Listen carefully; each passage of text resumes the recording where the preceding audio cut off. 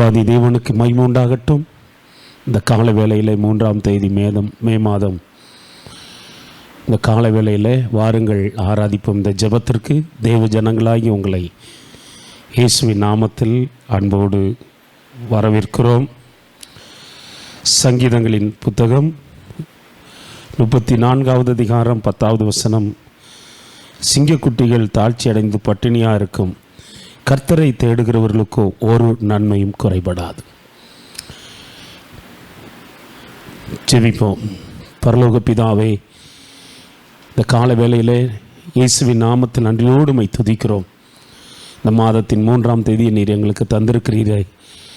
கர்த்தர் 3ஆம் நாள் உயிரோடு எழுந்து சத்துருடைய எல்லா திட்டங்களையும் முறியடித்து மேன்மைகளை உண்டாக்கி கொடுத்தது போல ஆண்டவரே, இந்த 3ஆம் தேதியும் கர்த்தர் ஒவ்வொருவருக்கும் ஒரு மேன்மையை, ஒரு ஆசீர்வாதத்தை நீர் கட்டளையிடும்.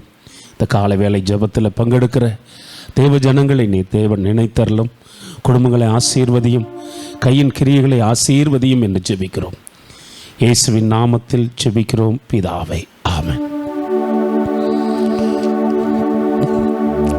ஆண்டவர் நல்லவர். ஒரு தாய் தேற்றுவது போல நம்மளை தேற்றி நடத்தி மகிமையான காரியங்களை எனக்கு உங்களுக்கு செய்வார். ஹல்லேலூயா. ஒரு தாய் தேற்றுவது போல் என் நேசர் தேற்றுவார்.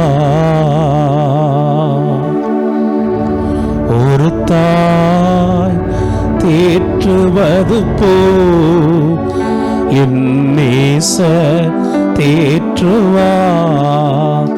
கரம் பிடித்து நடத்துவார், கண்மலை மேல் நிறுத்துவார். கரம் பிடித்து நடத்துவார், கண்மலை மேல் நிறுத்துவார். ஒரு தாய் தேற்றுவது போல் என் நேசர் தேற்றுவார். ஒரு தாய் தேற்றுவது போல் என் நேசர் தேற்றுவார். மார்போடு அணைப்பாரே, மனக்கவலை தீர்ப்பாரே. மார்போடு அணைப்பாரே, மனக்கவலை தீர்ப்பாரே. ஒரு தாய் தேற்றுவது போல் என் நேசர் தேற்றுவார். ஒரு தாய் தேற்றுவது போல் என் நேசர் தேற்றுவார். எனக்காக மரித்தாரே, என் பாவம் சுமந்தாரே. எனக்காக மரித்தாரே, என் பாவம் சுமந்தாரே. ஒரு தாய் தேற்றுவது போல் என் நேசர் தேற்றுவார். ஒரு தாய் தேற்றுவது போல் என் நேசர் தேற்றுவார். ஒரு போதும் கைவிடா, ஒரு நாளும் விலகிடா. ஒரு போதும் கைவிடா, ஒரு நாளும் விலகிடா. ஒரு தாய் தேற்றுவது போல் என் நேசர் தேற்றுவார். ஒரு தாய் தேற்றுவது போல் என் நேசர் தேற்றுவார். ஆட்டுக்குட்டியானவரை ஆராதிக்கின்றேன், ஆதி அந்தமானவரே ஆராதிக்கின்றேன். தேவ ஆட்டுக்குட்டியானவரே ஆராதிக்கின்றேன். ஆதி அந்தமானவரே ஆராதிக்கின்றேன். இருப்பவரே இருந்தவரே ஆராதிக்கின்றேன். இருப்பவரே இருந்தவரே ஆராதிக்கின்றேன். என்னோடு இருப்பவரே ஆராதிக்கின்றேன். என்னோடு இருப்பவரே ஆராதிக்கின்றேன். ஆட்டுக்குட்டியானவரே ஆராதிக்கின்றேன். ஆதி அந்தமானவரை ஆராதிக்கின்றேன். தேவ ஆட்டுக்குட்டியானவரே ஆதி அந்தமானவரே ஆராதிக்கின்றேன். மரித்தவரே உயிர்த்தவரே ஆராதிக்கின்றேன். மரித்தவரே உயிர்த்தவரே ஆராதிக்கின்றேன். மரணத்தை ஜெயித்தவரே ஆராதிக்கின்றேன். மரணத்தை ஜெயித்தவரே ஆராதிக்கின்றேன்.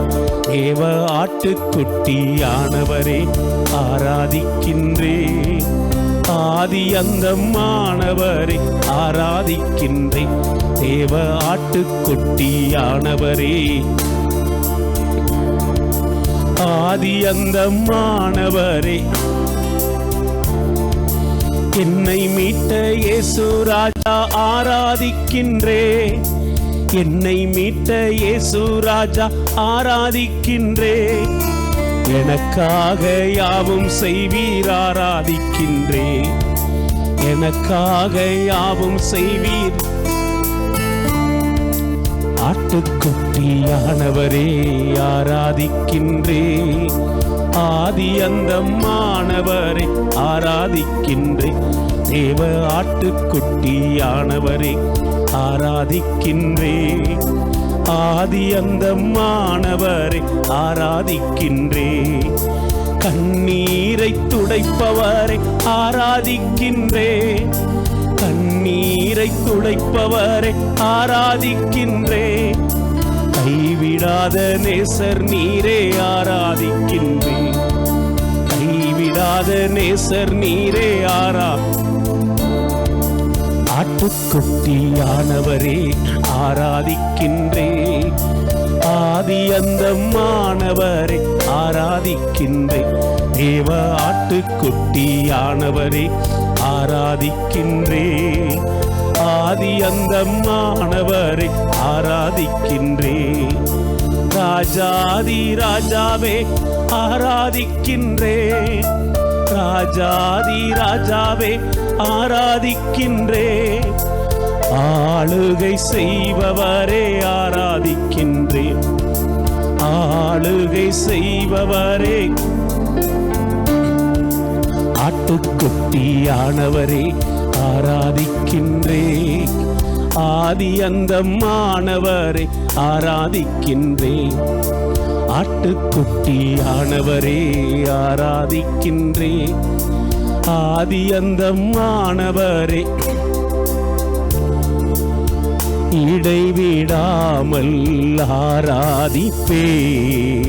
யெகோவா தேவனை ஆராதிப்பே. முழு மனதோடு ஆராதிப்பே. முழங்கால் படியிட்டு ஆராதிப்பே. பெயர் சொல்லி அழைத்தீரே ஆராதிப்பே. பிரித்து எடுத்தீரே ஆராதிப்பே. பெயர் சொல்லி அழைத்தீரே ஆராதிப்பே. பிரித்து எடுத்தீரே ஆராதிப்பே. பேரின்ப நதியை ஆராதிப்பே. பேசும் தகப்பனை ஆராதிப்பே. பேரின்ப நதியை ஆராதிப்பே. பேசும் தகப்பனை ஆராதிப்பே. இடைவிடாமல் ஆராதிப்பே. யெகோவா தேவனை ஆராதிப்பே. முழு மனதோடு ஆராதிப்பே. முழங்கால் படியிட்டு ஆராதிப்பே. சாரோனின் ரோஜாவே ஆராதிப்பே. பள்ளத்தாக்கின் லீலியே ஆராதிப்பே. சாரோனின் ரோஜாவே ஆராதிப்பே. பள்ளத்தாக்கின் லீலியே ஆராதிப்பே. ஊற்றுண்ட தைலமே ஆராதிப்பே. உயர்த்தி உயர்த்தி ஆராதிப்பே. ஊற்றுண்ட தைலமே ஆராதிப்பே. உயர்த்தி உயர்த்தி ஆராதிப்பே. இடைவிடாமல் ஆராதிப்பே. யெகோவா தேவனை ஆராதிப்பே. முழு மனதோடு ஆராதிப்பே. முழங்கால் படியிட்டு ஆராதிப்பே. ரத்தம் சிந்தி மீட்டீரே ஆராதிப்பே. சித்தம் செய்ய அழைத்தீரே ஆராதிப்பே. என்னை ரத்தம் சிந்தி மீட்டீரே ஆராதிப்பே. உங்க சித்தம் செய்ய அழைத்தீரே ஆராதிப்பே. முத்திரை போட்டவரே ஆராதிப்பே. முற்றிலும் ஜெயம் எடுத்து ஆராதிப்பே. முத்திரை போட்டவரை ஆராதிப்பே. முற்றிலும் ஜெயம் எடுத்து ஆராதிப்பே. இடைவிடாமல் ஆராதிப்பே. யெகோவா தேவனை ஆராதிப்பே. முழு மனதோடு ஆராதிப்பே. முழங்கால் படியிட்டு ஆராதிப்பே. இடைவிடாமல் ஆராதிப்பே. யெகோவா தேவனை ஆராதிப்பே. முழு மனதோடு ஆராதிப்பே. முழங்கால் படியிட்டு ஆராதிப்பே. அல்லேலூயா அல்லேலூயா அல்லேலூயா அல்லேலூயா அல்லேலூயா அல்லேலூயா அல்லேலூயா அல்லேலூயா. அன்பினான் ஆராதிப்பே. ஆயுள் எல்லாம் ஆராதிப்பே. அன்பினால் ஆராதிப்பே. ஆயுள் எல்லாம் ஆராதிப்பே. துன்பமோ துயரங்களோ துணையாளர் நீர்தானே. துன்பமோ துயரங்களோ துணையாளர் நீர்தானே. இன்பத்தின் நேரத்திலும் மணவாளன் நீர்தானே. இன்பத்தின் நேரத்திலும் என் மணவாளன் நீர்தானே. அன்பினால் ஆராதிப்பே.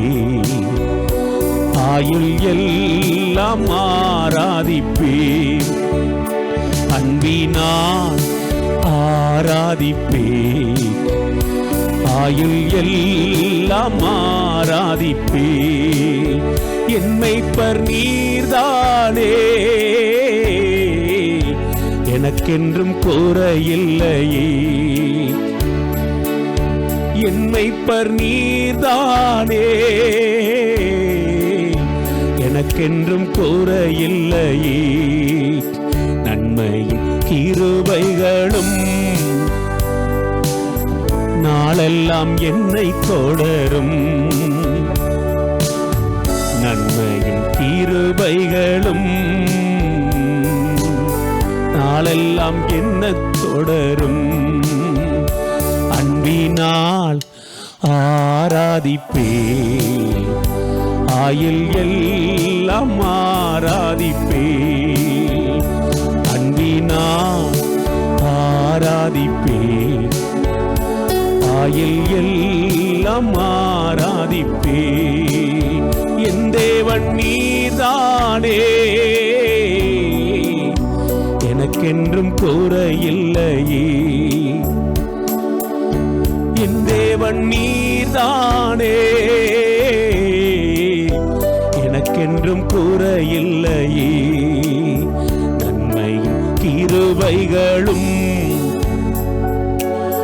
நாளெல்லாம் என்னை தொடரும். ஹல்லேலூயா, ஹல்லேலூயா, ஹல்லேலூயா, ஹல்லேலூயா. பொன்னான முகத்தை நான் பார்த்து பொற்பாதம் பணிந்து முத்தம் செய்கிறேன்.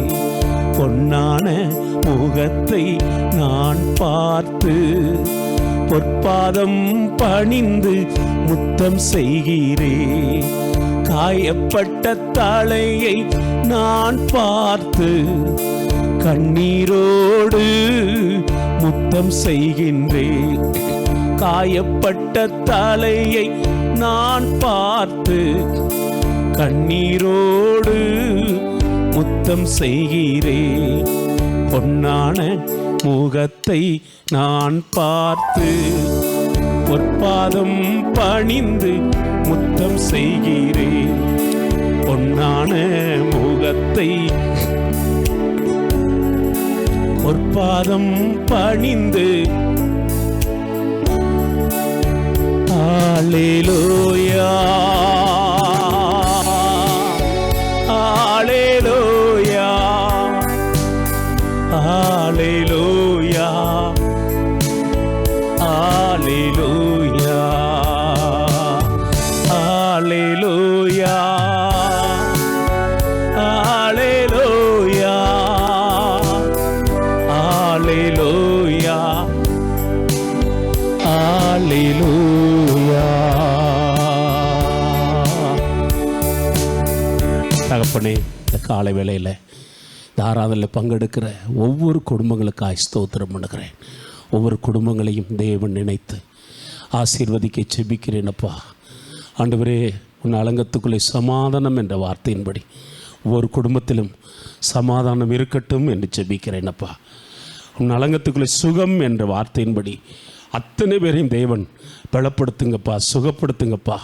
தகப்பனே, இந்த நாட்களில் நம்முடைய செட்டையின் கீழ் ஆண்டவரை மறைத்து பாதுகாத்து கொள்ளும். எல்லா பலகீனங்கள், எல்லா வியாதிகள், எல்லா நாசமோசங்களுக்கு தேவ பிள்ளைகளை விலக்கி காத்திரளும்படியாய் செபிக்கிறேனப்பா. ஆண்டவரே, விசேஷமாக தேவ ஊழியர்களுக்காய் செபிக்கிறோம். பலகீனப்பட்டிருக்கிற தேவ ஊழியர்களுக்காய் செபிக்கிறோம்.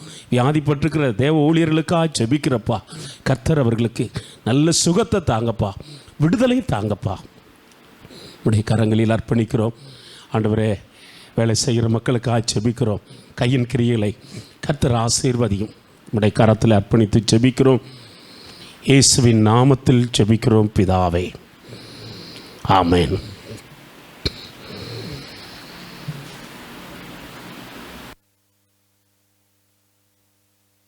நாங்களாகி உங்களை வாழ்த்துகிறோம். இந்த மே மாதம் 3ஆம் தேதி தேவ சமூகத்தில் காலையிலே காணப்பட கர்த்தர் கிருபை செய்திருக்கிறார். தேவன் மோசேயை பார்த்து சொன்னார், நீ அதிகாலையில் ஆயத்தமாகி மலையின் உச்சியில் வந்து நில் என்று சொன்னார். தேவனுடைய சமூகத்தில் நிற்பது பெரிய பாக்கியம். எலியா சொன்னார், தேவனுக்கு முன்பாய் நிற்கிற நான் என்று சொன்னார். எலிசாவும் அதே வார்த்தையை பயன்படுத்தினார். சங்கீதம் 5:3 சொல்லுகிறது, அதிகாலையில் எழுந்து ஆயத்தமாய் உம்முடைய சமூகத்தில் நான் காத்திருப்பேன் என்று.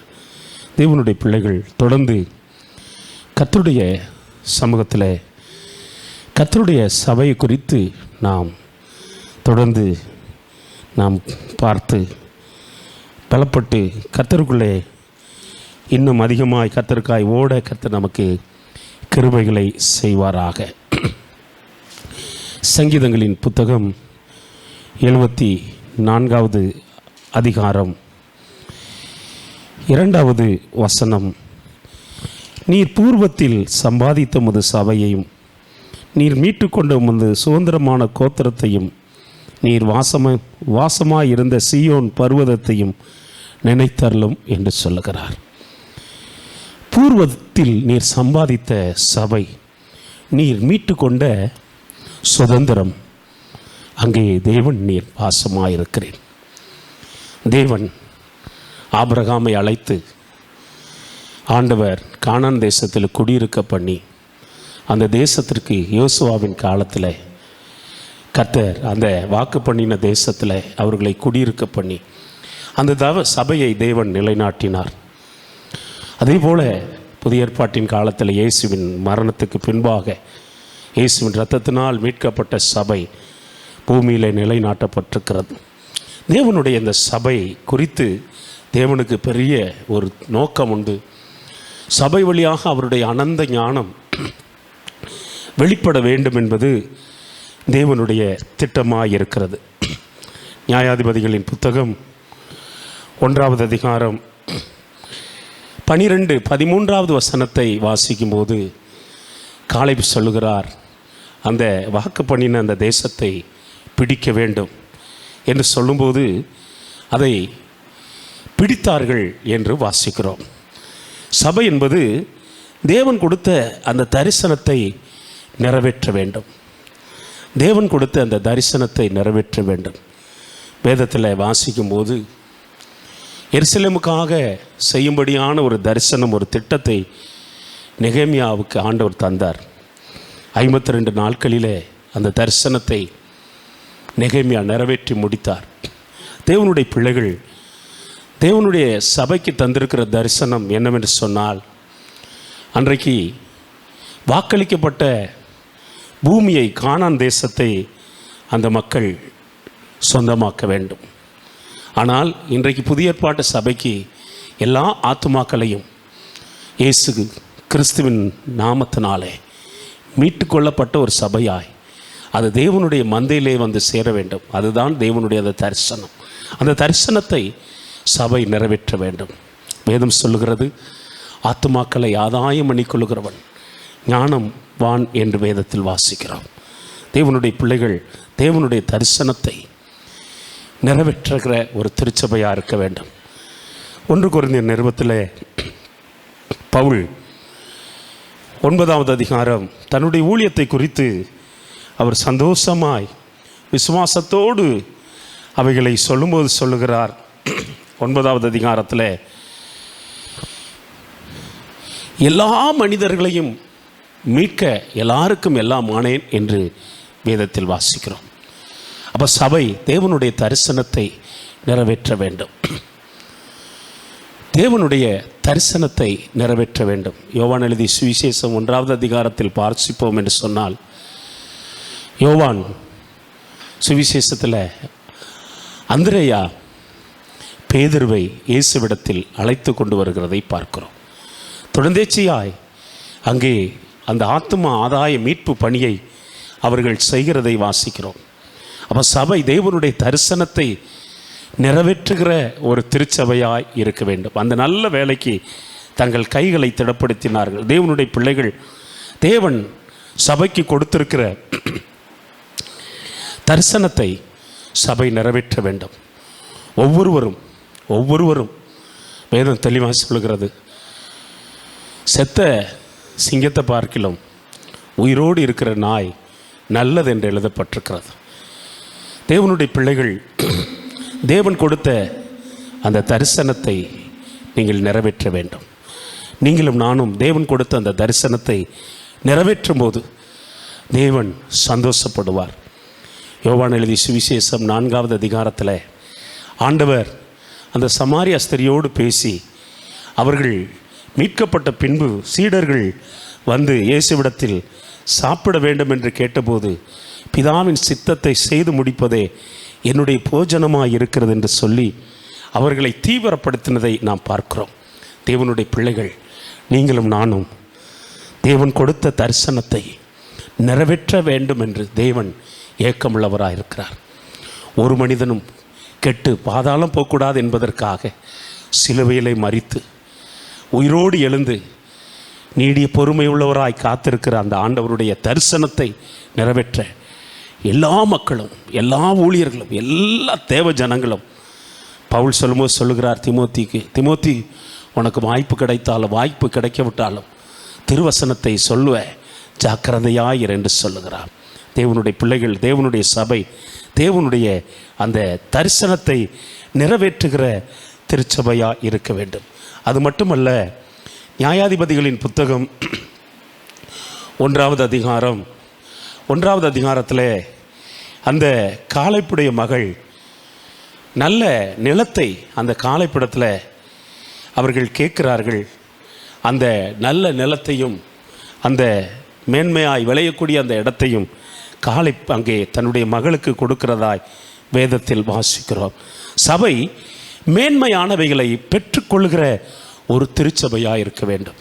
தேவனுடைய பிள்ளைகளே, இந்த உலகத்தில் தேவன் நாம் வாழ்வதற்கு எல்லாவற்றையும் கொடுத்திருக்கிறார். மேன்மையானவைகள் என்ன? பரிசுத்த ஆவியானவர் மேன்மையானவர்.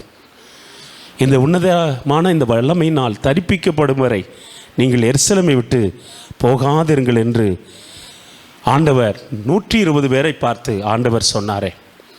தேவனுடைய பிள்ளைகள் நீங்களும் நானும் இந்த மேன்மையானவைகளை பெற்றுக்கொள்ள வேண்டும். கிறிஸ்துவின் ஆவியை பெறாதவன் கிறிஸ்தவன் அல்ல என்று நாம் வேதத்தில் வாசித்திருக்கிறோம். அதனால் மேன்மையானவைகளை அந்த சபை பெற்றுக்கொண்டது போல மேன்மையானவைகளை அந்த தகப்பன்ட்ட இருந்து அந்த காளைப்பின் மகள் பெற்றுக்கொண்டது போல நீங்களும் நானும் மேன்மையானவைகளை பெற்றுக்கொள்ள வேண்டும். லூக்கா எழுதிய சுவிசேஷம் 11வது அதிகாரம் 13வது வசனத்தை வாசிக்கும்போது, பொல்லாதவர்களாகி நீங்கள் உங்கள் பிள்ளைகளுக்கு நல்ல ஈவுகளை கொடுக்க அறிந்திருக்கும் போது பரமபிதாவும் தம்மிடத்தில் வேண்டிக் கொள்கிறவர்களுக்கு பரிசுத்த ஆவியை கொடுப்பது அதிக நிச்சயம் அல்லவா? தேவனுக்கு மகிமை உண்டாகட்டும். சபை மேன்மையானவைகளை பெற்றுக்கொள்ள வேண்டும், மேன்மையானவைகளை பெற்றுக்கொள்ள வேண்டும். பவுல் ஆண்டவரால் சந்திக்கப்பட்டார். 3 நாட்கள் தேவ சமூகத்திலே ஜெபிக்கும்போது அனனியா என்று சொல்லப்படுகிற இயேசுவின் சீடன் வருகிறதை அவர் தரிசனத்தில் கண்டார். அப்போஸ்தலர் நடபடி 9வது அதிகாரம் 17வது வசனத்தை வாசிக்கும்போது, அப்பொழுது அனனியா போய் வீட்டுக்குள் பிரவேசித்து அவன் மேல் கைகளை வைத்து, சகோதரனாய் சவுலே, நீ வந்த வழியிலே உனக்கு தரிசனமான இயேசுவாகிய கர்த்தர் நீ பார்வையடையும்படிக்கு பரிசுத்த ஆவியினால் நிரப்பப்படும்படிக்கு என்னை அனுப்பினார் என்றார்.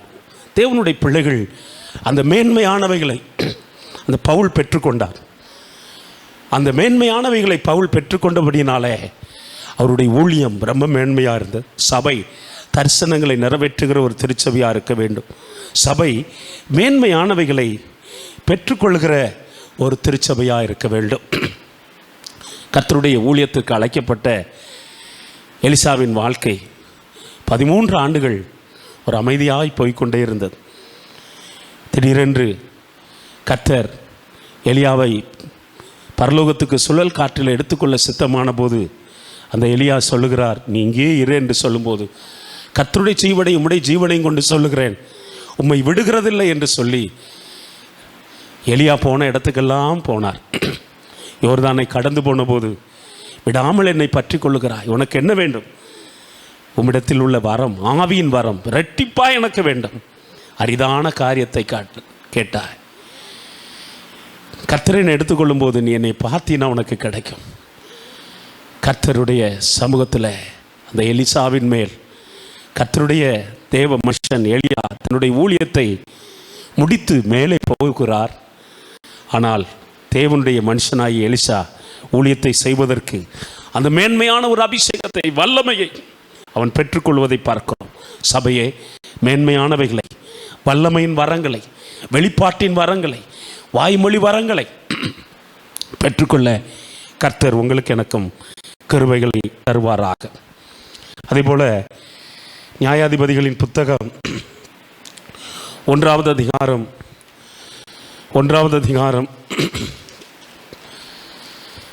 18 20 வரை நாம் வாசிக்கும்போது, தரிசனத்தை சொந்தமாக்கி கொள்கிறார்கள். தரிசனத்தை சொந்தமாக்கி கொள்கிறார்கள். சோதரம், அந்த ஜனங்கள் தரிசனத்தை என்ன செய்கிறார்கள்? சொந்தமாக்கி கொள்கிறார்கள். தேவனுடைய பிள்ளைகள் சோதரம், தரிசனம் கொடுத்தது உண்மை. ஆனால் அந்த தரிசனத்தை நாம் அதை சொந்தமாக்கி கொள்ள வேண்டும். அந்த தரிசனத்தை அவர்கள் எப்படி அந்த பூமியை சொந்தமாக்கி கொண்டார்களோ அதே போல தரிசனத்தை நிறைவேற்றி முடிக்க கர்த்தர் எனக்கு உங்களுக்கு கிருபைகளை தருவாராகும். பவுல் சொல்லும்போது சொல்லுகிறார், நல்ல போராட்டத்தை போராடினேன், விசுவாசத்தை காத்தேன். ஆமென். என் ஓட்ட முடிய போது நீதியின் கிரீடம் எனக்காய் வைக்கப்பட்டிருக்கிறது. தரிசனத்தை இந்த சபை சொந்தமாக்கி கொள்கிறது. அதுதான் 1ஆவது அதிகாரம் 22 25 வரை வாசிக்கும் போது அவர்கள் தரிசனத்தை சொந்தமாக்கி கொள்கிறார்கள். தேவனுடைய பிள்ளைகள் ஸ்தோத்திரம். 1ஆவது அதிகாரம் 19வது வசனத்தை வாசிக்கும் போது சபை பராக்கிரமசாலிகள் மேல் ஜெயம் எடுக்க வேண்டும். தேவனுடைய பிள்ளைகள் ஸ்தோத்திரம், நாம் ஜெயம் எடுக்கிற ஒரு மக்களாக இருக்க வேண்டும். நியாயாதிபதிகளின் புத்தகத்தில் 5வது அதிகாரத்தில் தெபோரால் பாடும்போது இப்படி பாடுகிறார்கள். மீதியாக இருந்தவர்கள் ஜனத்தின் பிரபுக்களை ஆளும்படி செய்தார். கர்த்தர் எனக்கு பராக்கிரமசாலிகள் மேல் ஆளுகை தந்தார். பராக்கிரமசாலிகள் மேல் உங்களுக்கு ஒரு ஆளுகை, சத்துருடைய சகல வல்லமைகளை மேற்கொள்ள உங்களுக்கு அதிகாரம் கொடுத்திருக்கிறேன். ஒன்றும் உங்களை சேதப்படுத்துவதில்லை. தேவனுடைய பிள்ளைகள், சபை என்பது என்ன? ஆமென். தரிசனத்தை நிறைவேற்றுகிற ஒரு திருச்சபை. சபை என்றால் என்ன? மேன்மையானவைகளை பெற்றுக்கொள்கிற ஒரு திருச்சபை. சபை என்றால் என்ன? தரிசனங்களை சொந்தமாக்குற ஒரு திருச்சபை. சோதராம், சபை என்றால் என்ன? பராக்கிரமசாலிகள் மேல் ஜெயம் எடுக்கிற ஒரு திருச்சபை. ஸ்தோத்திரம். நாம் தோற்று போகிற ஒரு கூட்டத்தில் அல்ல, வெற்றி பெற்ற இயேசு கிறிஸ்துவோடு நிலைத்திருக்கிறவர்கள் வெற்றி பெற்ற ஒரு கூட்டத்தில் இருக்கிறோம். தோல்வி போல தெரிந்தாலும் ஒவ்வொரு நாளும் ஆண்டவர் வெற்றியாய் என்னை உங்களை நடத்தி கொண்டிருக்கிறார். கிறிஸ்துவுக்குள்ளே எல்லா இடங்களிலும் எப்பொழுதும் எங்களை வெற்றி சிறக்க பண்ணுகிறார் என்று பவுல் சொல்லுகிறது போல சபை ஒரு ஜெயமுள்ள ஒரு திருச்சபையாக, ஆமென், பார்வையிலே ஒரு ஜெயம், வார்த்தையில் ஒரு ஜெயம், கிரியையில் ஒரு ஜெயம். அல்லேலூயா. அவன் செய்வதெல்லாம் வாய்க்கும் என்று வேதத்தில் வாசிக்கிறோமே, அப்படியா இருக்க கர்த்தர் கிருபை செய்வாராக. இந்த காலை வேளையில் எல்லாரும் அப்படியே கண்களை மூடி ஸ்தோத்திரம் பண்ணுங்க. ஆண்டவரே, உடைய சமூகத்தில் நாங்கள் வந்திருக்கிறோம் அப்பா, உடைய சமூகத்தில் வந்திருக்கிறோம். இந்த காலை வேலைக்காய் ஸ்தோத்திரம் பண்ணுகிறோம். இந்த காலை வேளையில் உடைய ஆளுகை ஆண்டவரை ஒவ்வொருவர் மேலும் உண்டாக வேண்டும் என்று செபிக்கிறேன் அப்பா. ஒவ்வொருவரையும் தேவன் நினைத்தரல வேண்டும் என்று செபிக்கிறேன். ஒவ்வொருவரையும் ஆசீர்வதிக்க வேண்டும் என்று ஜெபிக்கிறேன். யாபேசின் ஆண்டவரே ஸ்தோத்திரம் எல்லைகளை பெரிதாக்கினது போல, யாபேசின் ஆண்டவரே சாபத்தின் வல்லமைகளை நிர்மூலமாக்கி விட்டது போல கர்த்தர் மாற்றி ஆசீர்வதிங்கப்பா. இஸ்ரவேலை ஆசீர்வதிப்பது உமக்கு விருப்பமே.